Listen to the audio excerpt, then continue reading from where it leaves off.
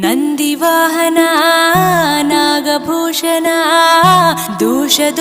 ನಾಶ ವಿನಾಶನ ಸೃಷ್ಟಿಕಾರಣ ನಷ್ಟಹಾರಣ తమోరజో సత్వగుణ విమోచన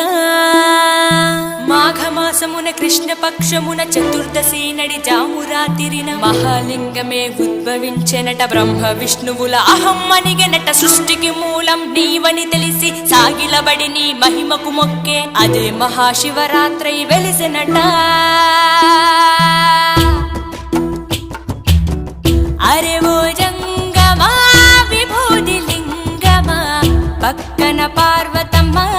తలపై గంగ